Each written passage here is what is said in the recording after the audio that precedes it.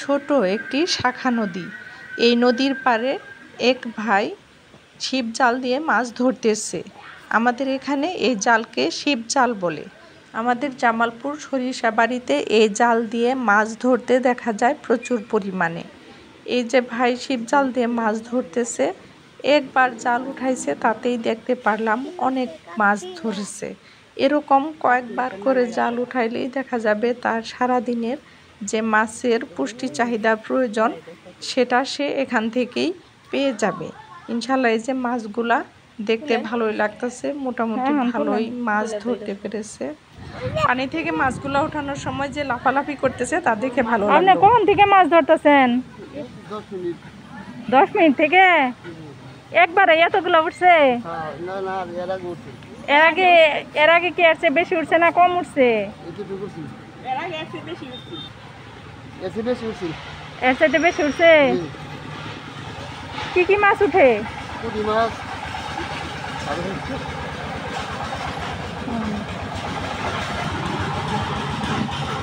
আচ্ছা শুনেন,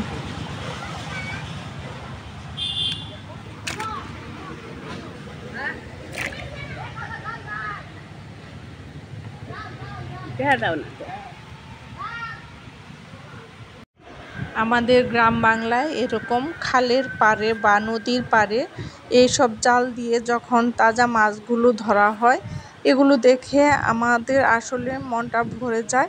কারণ এরকম এই যে তাজা তাজা মাছটা নিয়ে রান্না করে তরকারি খাইলে যে মজা লাগে সেটা আর বাজারের কেনা মাছের চাইতে অনেক সুস্বাদু এবং তৃপ্তিকর। কারণ এই মাছটা সবেমাত্রই নদী থেকে ধরা হইল এবং তাজা তাজা মাছটা নিয়ে কাটা তারপর রান্না করা হলো। এই যে আবার জাল উঠাইলো, এবার মাছ খুব কম ধরা পড়েছে।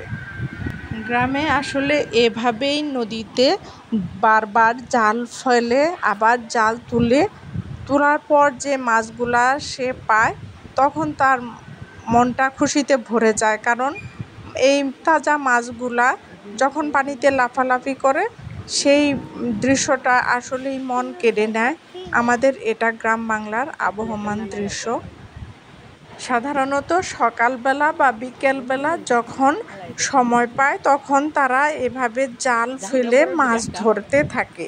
যদিও 2-4 জনে এভাবে জাল ফেলে মাছ ধরে, তারপরেও অনেকেই এখানে বসে থাকে কিভাবে কতগুলা মাছ ধরলো সেগুলা দেখার জন্য। এটাও আসলে মনে একটা আনন্দদায়ক পরিবেশ সৃষ্টি করে।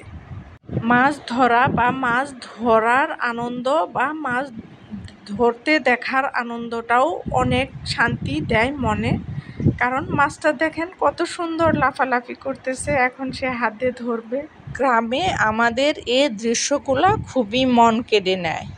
আপনাদের কেমন লাগে কমেন্টে জানাবেন।